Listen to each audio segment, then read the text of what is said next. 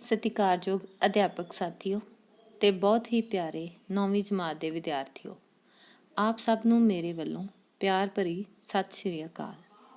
ਮੈਂ doctor Harpreet Kaur, Punjabi mistress, ਸਰਕਾਰੀ senior secondary school Jethuwal, ਜ਼ਿਲ੍ਹਾ ਅੰਮ੍ਰਿਤਸਰ। ਅੱਜ ਮੈਂ ਤੁਹਾਡੇ ਸਾਹਮਣੇ 9ਵੀਂ ਜਮਾਤ ਦੀ ਪੰਜਾਬੀ ਵਿਸ਼ੇ ਦੀ ਪੁਸਤਕ ਸਾਹਿਤਮਾਲਾ ਵਿੱਚੋਂ ਅੰਮ੍ਰਿਤਾ ਪ੍ਰੀਤਮ ਦੀ ਲਿਖੀ ਕਵਿਤਾ ਤ੍ਰਿੰਜਣ ਲੈ ਕੇ ਹਾਜ਼ਰ ਹਾਂ। ਵਿਦਿਆਰਥੀਓ, 9ਵੀਂ ਜਮਾਤ ਦੀ ਪੁਸਤਕ ਸਾਹਿਤਮਾਲਾ ਦੇ 2 ਭਾਗ ਹਨ, ਕਵਿਤਾ ਭਾਗ ਤੇ ਵਾਰਤਕ ਭਾਗ। ਅੱਜ ਅਸੀਂ ਕਵਿਤਾ ਭਾਗ ਦੀ ਗੱਲ ਕਰਦੇ ਹਾਂ। ਸੋ ਸਾਹਿਤ ਦੇ ਵਿਦਿਆਰਥੀਓ 2 ਰੂਪ ਨੇ, ਜਿਨ੍ਹਾਂ ਵਿੱਚ ਇੱਕ ਪਹਿਲਾ ਰੂਪ ਕਵਿਤਾ ਤੇ ਦੂਜਾ ਵਾਰਤਕ ਹੈ। ਕਵਿਤਾ ਸਾਹਿਤ ਦਾ ਸਭ ਤੋਂ ਪੁਰਾਣਾ ਰੂਪ ਹੈ। ਪੁਰਾਤਨ ਜਿੰਨਾ ਵੀ ਸਾਹਿਤ ਰਚਿਆ ਗਿਆ ਉਹ ਕਾਵਿ ਰੂਪ ਵਿੱਚ ਹੀ ਹੈ। ਕਵਿਤਾ ਸਾਹਿਤ ਦੀ ਇੱਕ ਭਾਵ ਭਰਪੂਰ ਵੰਨਗੀ ਹੈ, ਜਾਂ ਇੰਜ ਕਹਿ ਲਈਏ ਕਿ ਕਵਿਤਾ ਦਿਲ ਦੀ ਬੋਲੀ ਹੈ। ਕਵਿਤਾ ਭਾਵਾਂ ਨੂੰ, ਜਜ਼ਬਿਆਂ ਨੂੰ ਸੁਰ ਲੈ ਨਾਲ ਪ੍ਰਗਟਾਉਣ ਦਾ ਸਾਧਨ ਹੈ। ਸੋ ਆਪਣੇ ਵਿਸ਼ੇ ਦੀ ਗੱਲ ਕਰੀਏ ਤਾਂ ਅੱਜ ਅਸੀਂ ਆਧੁਨਿਕ ਕਾਵਿ ਦੀ ਸਿਰਮੌਰ ਕਵਿੱਤਰੀ ਅੰਮ੍ਰਿਤਾ ਪ੍ਰੀਤਮ ਦੀ ਕਵਿਤਾ ਤ੍ਰਿੰਜਣ ਪੜ੍ਹਾਂਗੇ। ਅੰਮ੍ਰਿਤਾ ਪ੍ਰੀਤਮ ਦਾ ਜਨਮ 31 ਅਗਸਤ 1919 ਨੂੰ ਗੁਜਰਾਂਵਾਲਾ, ਪਾਕਿਸਤਾਨ ਵਿਖੇ ਹੋਇਆ। ਉਹਨਾਂ ਦੇ ਪਿਤਾ ਦਾ ਨਾਂ ਸਰਦਾਰ ਕਰਤਾਰ ਸਿੰਘ ਹਿਤਕਾਰੀ ਤੇ ਮਾਤਾ ਦਾ ਨਾਂ ਰਾਜ ਕੌਰ ਸੀ। ਅੰਮ੍ਰਿਤਾ ਪ੍ਰੀਤਮ ਨੂੰ ਕਵਿਤਾ ਲਿਖਣ ਦਾ ਚੇਟਕ ਆਪਣੇ ਪਿਤਾ ਜੀ ਤੋਂ ਲੱਗਾ। ਪ੍ਰਗਤੀਵਾਦ ਤੇ ਰੋਮਾਂਸਵਾਦੀ ਰਚਨਾਵਾਂ ਉਹਨਾਂ ਦੀਆਂ ਪ੍ਰੇਰਨਾ ਸਰੋਤ ਹਨ। ਅੰਮ੍ਰਿਤਾ ਪ੍ਰੀਤਮ ਜੀ ਨੇ ਨਾਰੀਵਾਦ ਤੇ ਅਗਾਂਹ-ਵਧੂ ਸੋਚ ਵਾਲੀਆਂ ਕਾਵਿ ਪ੍ਰਵਿਰਤੀਆਂ ਨੂੰ ਅਪਣਾਇਆ। ਰਸੀਦੀ ਟਿਕਟ, ਪਿੰਜਰ, ਅੱਜ ਆਖਾਂ ਵਾਰਿਸ ਸ਼ਾਹ ਨੂੰ ਅੰਮ੍ਰਿਤਾ ਪ੍ਰੀਤਮ ਦੀਆਂ ਪ੍ਰਮੁੱਖ ਰਚਨਾਵਾਂ ਹਨ।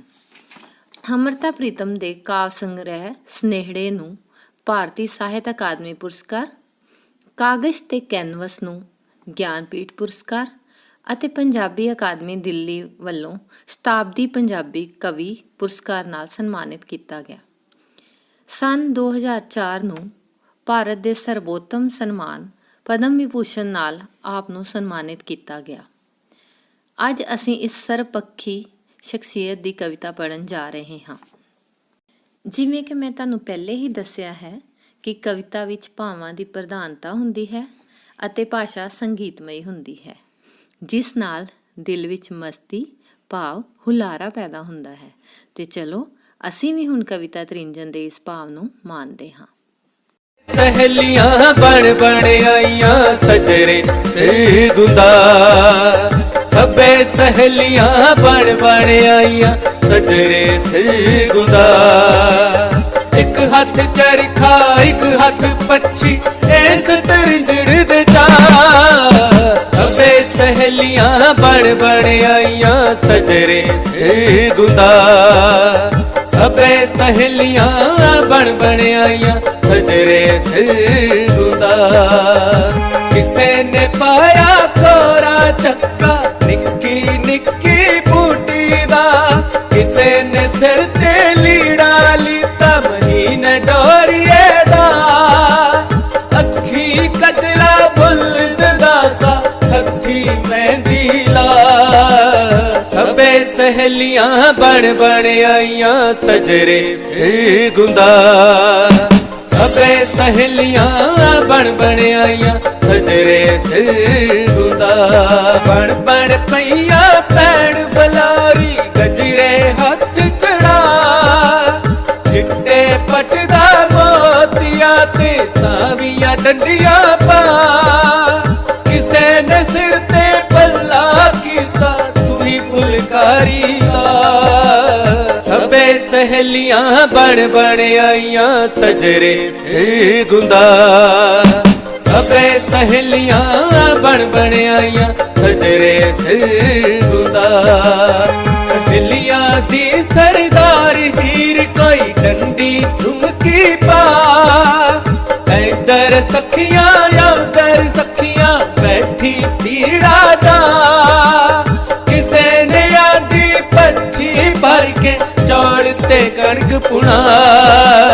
ਸਭੇ ਸਹੇਲੀਆਂ ਬਣ ਬਣ ਆਈਆਂ ਸਜਰੇ ਸਿਰ ਗੁੰਦਾ, ਸਭੇ सहेलियां बन बन आईयां सजरे सिरगुंदा खड़ियां दे भी पुनाए किसे पत्थी उत्ते जा कोई ले आई कुंगड़ियां कोई खिला चोली पा कोई ले आई खिला चोले सत्तू कोई बनवा तबे सहेलियां बन बन आईयां सजरे सिरगुंदा सबे सहेलियां बन बन आईयां सजरे सिरगुंदा नित नित वगदे रहणगे पानी नित पतन ते मेला बचपन नित जवानी बनदा नित कतन दा वेला जो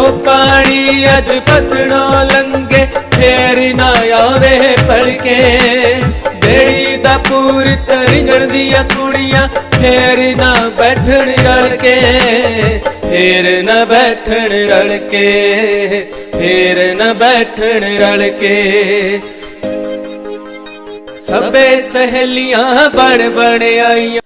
ਵਿਦਿਆਰਥੀਓ, ਇਹੀ ਰਸ ਤੇ ਆਨੰਦ ਮਹਿਸੂਸ ਕਰਵਾਉਣਾ ਕਵਿਤਾ ਦਾ ਮੁੱਖ ਮੰਤਵ ਹੈ।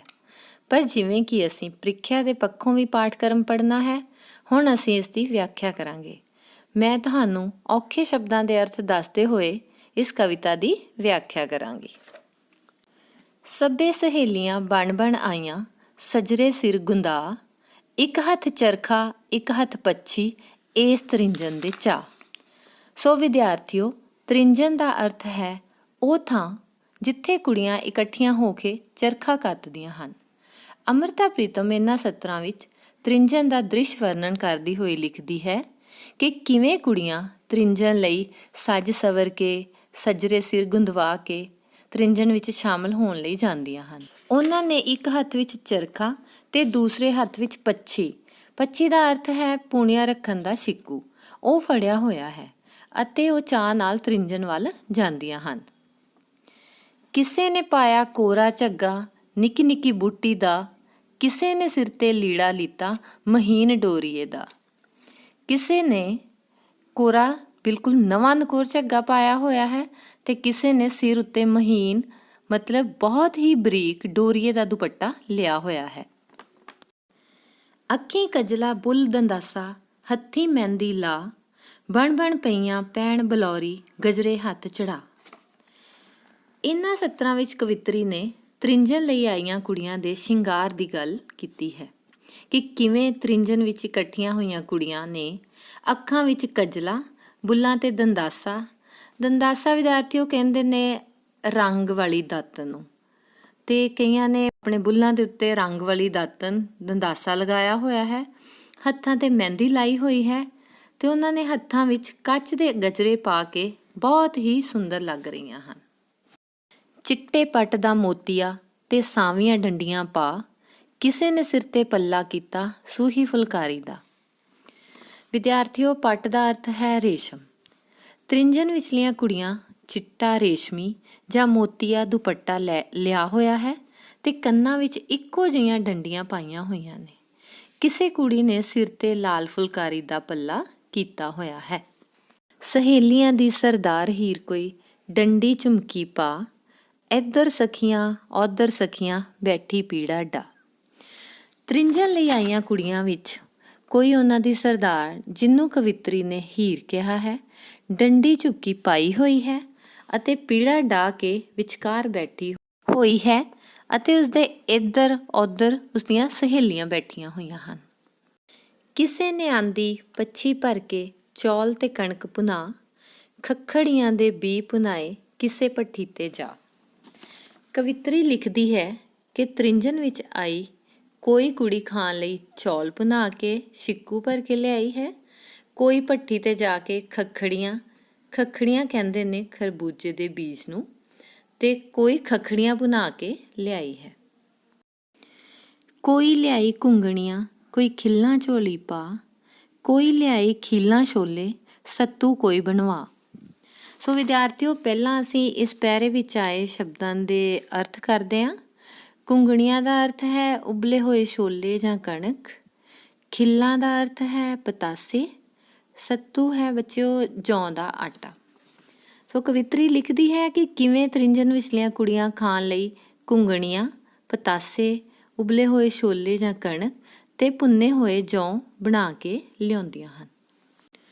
ਨਿਤ ਨਿਤ ਵਗਦੇ ਰਹਿਣਗੇ ਪਾਣੀ, ਨਿਤ ਪੱਤਨ ਤੇ ਮੇਲਾ, ਬਚਪਨ ਨਿਤ ਜਵਾਨੀ ਬਣਦਾ, ਨਿਤ ਕੱਤਣ ਦਾ ਵੇਲਾ।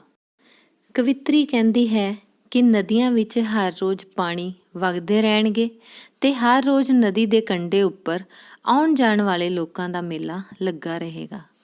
ਹਰ ਮੁਟਿਆਰ ਦਾ ਬਚਪਨ ਜਵਾਨੀ ਵਿੱਚ ਵੱਟ ਜਾਂਦਾ ਹੈ ਤੇ ਤ੍ਰਿੰਜਣ ਵਿੱਚ ਕੱਤਣ ਦਾ ਕੰਮ ਹਰ ਰੋਜ਼ ਹੁੰਦਾ ਹੈ।